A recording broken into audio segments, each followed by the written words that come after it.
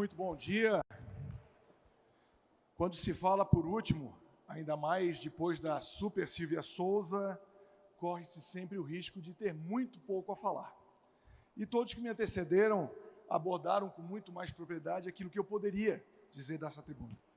Mas antes da minha fala, eu gostaria de reiterar minha saudação à presidente Patrícia Vanzolin, à sua diretoria, ao seu conselho, que com muita competência lideram a pujante e gigante Advocacia de São Paulo, como também cumprimentar a Advocacia de Campinas, que tem aqui mais de 15 mil advogados e advogadas, na pessoa da presidente da subseção, que mais parece, com este número, uma seccional, a presidente Luciana Freitas, e também pedir permissão para saudar uma outra grande mulher aqui presente, a minha presidente da OAB Santa Catarina, querida amiga e irmã Cláudia Prudêncio, presidente que faz uma gestão histórica liderando a advocacia catarinense e que eu tive a sorte de tê-la ao meu lado quando presidia a seccional, ela presidindo a Caixa de Assistência dos Advogados, especialmente na luta contra os impactos da pandemia em face da sociedade.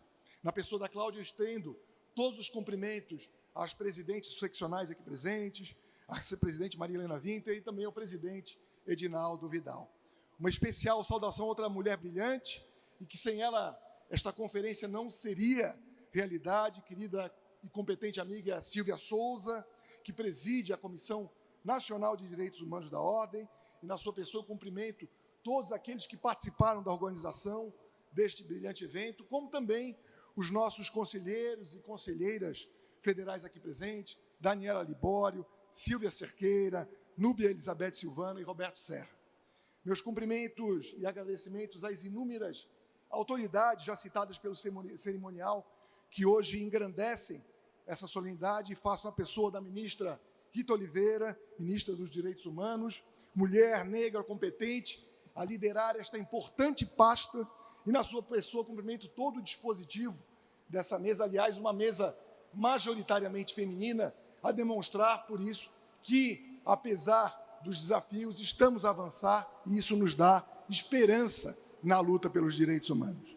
Não há, obviamente, como num evento desta magnitude, deixar de reforçar a nossa preocupação com a calamidade pública no Rio Grande do Sul, a agravar ainda mais o cenário de violação de direitos humanos em nosso país, de modo que esta 9ª Conferência Internacional de Direitos Humanos, promovida pela Ordem, torna-se ainda mais imprescindível para refletir, debater e propor medidas em prol da sua promoção e defesa.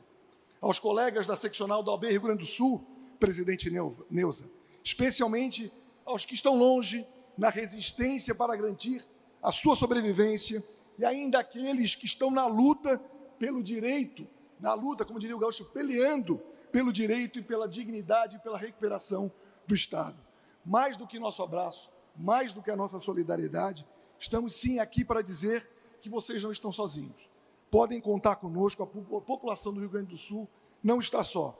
O sistema OAB e toda a Advocacia Nacional está junta, conectada, em luto pelas centenas de vidas perdidas, pelos desaparecidos, pelos milhares de desabrigados. Porém, muito mais que lutados, estamos em luta pela dignidade e segurança dos mais de 2 milhões atingidos por esta catástrofe. E não mediremos esforços ao lado da Ordem Gaúcha para vencer esta luta pela vida, esta luta pela dignidade da vida humana, da pessoa humana. Ainda que insuficientes para diminuir o sofrimento da população gaúcha, muitas foram as medidas tomadas em favor da sociedade e da advocacia. Desde a mobilização das seccionais e todas as subseções que viabilizaram milhares de doações de alimentos e artigos essenciais, até a criação de um Pix exclusivo para auxiliar advogados e advogadas atingidos. Sob a gestão da OAB Gaúcha, já temos um fundo de auxílio à advocacia atingida, assim como estrutura para atender e para apoiar o apoio psicossocial aos advogados e advogadas e familiares atingidos. Ainda temos a utilização do nosso FIDA, o Fundo de Integração e Desenvolvimento Assistencial dos Advogados, que certamente reforçarão esse fundo emergencial. E para garantir que o jurisdicionado, naquele momento de catástrofe, não fosse prejudicado principalmente aqueles representados por advogadas e advogados gaúchos, nós fomos ao CNJ, ao STF, em conjunto, conseguimos a reabertura de todos os prazos processuais para reduzir os impactos dessa tragédia. O certo é que, juntos, unidos, superaremos esse desafio, com a colaboração das seccionais, das subseções, dos governos e, principalmente, das empresas e da sociedade civil, fundamentais na elaboração de estratégias de enfrentamento e de diminuição dos impactos dessa catástrofe social. E essa tragédia do Rio Grande do Sul é um lembrete doloroso das desigualdades que ainda enfrentamos na sociedade e, infelizmente, na própria advocacia. Desigualdades que restaram demonstradas no primeiro estudo demográfico da advocacia brasileira, o Perfil ADV, um estudo que tive a honra de coordenar sob a confiança do presidente Beto Simonetti e que revelaram um importante panorama sobre a advocacia. Se hoje nós podemos celebrar uma maior pluralidade, diversidade da advocacia brasileira, em que mais da metade são mulheres, em que 1/3 negra ou parda, nos deparamos também com uma intensa proletarização da profissão, em que 1/3 tem sua renda mensal com a advocacia de até 2 salários mínimos, e mais da metade com menos de 5 salários mínimos. E sabem quem são os maiores atingidos por esta proletarização? As mulheres e a população negra e parda. Mais de 42% das mulheres da população negra e parda têm renda mensal inferior a 2 salários mínimos com a sua advocacia. E mais de 70% recebem abaixo de 5 salários mínimos. E entre os jovens advogados, mais da metade recebem menos de 2 salários mínimos. Nós sabemos muito bem a importância da universalização do ensino jurídico, mas esse discurso não pode servir para iludir e enganar milhares de cidadãos que depositam as suas economias de uma vida toda para obter um diploma de direito, que ao final não lhe permite exercer com dignidade a profissão que escolheu. E aí reside o primeiro estelionato, o estelionato educacional praticado em face desses estudantes. Mas há um segundo estelionato, e é muito grave, o praticado em face da sociedade, especialmente contra a população mais carente, que não tem recursos para contratar um profissional qualificado e muitas vezes acaba sendo atendida por profissionais sem capacitação técnica. E a partir daí são múltiplas as violações aos direitos humanos, porque não há como proteger os direitos humanos se não tivermos uma advocacia capacitada para tanto. Nós vemos cidadãos nas prisões por mais tempo do que o devido. Vemos mães vítimas de violência doméstica desassistidas, juridicamente, com pensões alimentícias a não receber e também aqueles que não recebem as suas pensões previdenciárias. Tudo isso pela falta, muitas vezes, de uma defesa técnica, de uma assistência jurídica de qualidade, fruto desse estelionato educacional. Não há como se falar em implementação de direitos humanos sem uma advocacia qualificada para defender esses direitos. A implementação de direitos humanos se dá através do devido acesso à justiça, mediante uma advocacia que tenha suas prerrogativas respeitadas e seja dignamente remunerada e que possa, assim, representar o direito de toda a sociedade, de toda, e não apenas de uma parcela delas, privilegiada, que acaba, assim, sendo assistida por esses advogados com mais qualidade. Se em 1990 nós tínhamos 200 cursos de direito no nosso país, 200 mil advogados e advogadas, hoje temos 2.000 cursos, 1.400.000 advogados.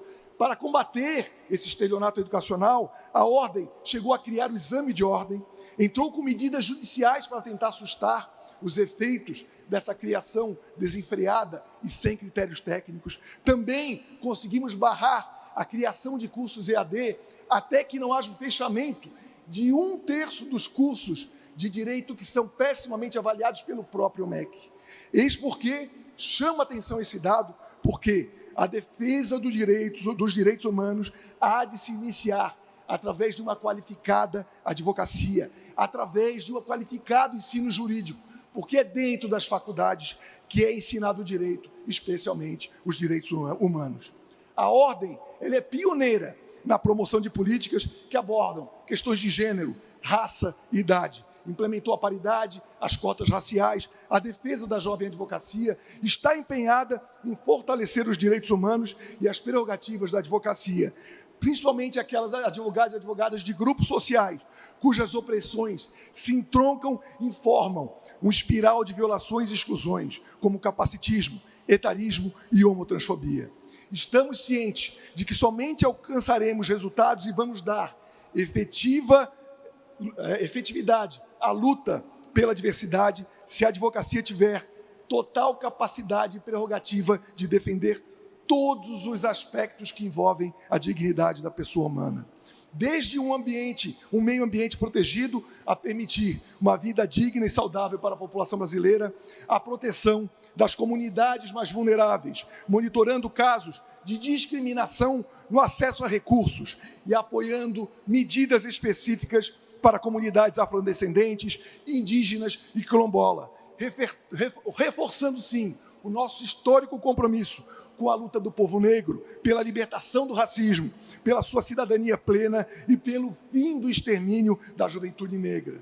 Nosso compromisso com a luta para que os armários deixem de ser esconderijos frios para a população LGBTQI e que esse amor ouse dizer seu nome e seu direito livremente.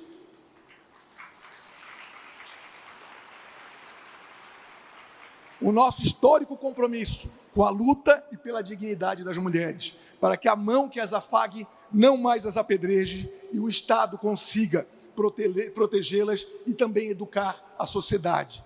Nosso compromisso com a luta contra as desigualdades estruturais e pela transformação social do mundo em que vivemos, na construção de um futuro radicalmente plural, onde diferentes formas de felicidade e bem-estar coexistam sem agressões mútuas. E a Ordem dos Advogados do Brasil, acredita que esta luta e esta transformação somente será possível através do pleno exercício dos direitos e que se dá através de advogados e advogadas, através de uma advocacia qualificada, forte e respeitada, que siga carregando o seu DNA de resistência, de ousadia, de coragem e de independência, que certamente será reforçada a presidente Silvia, a presidente Patrícia, nesta conferência, e que nos trará alternativas para a construção de um mundo mais justo e um mundo mais fraterno.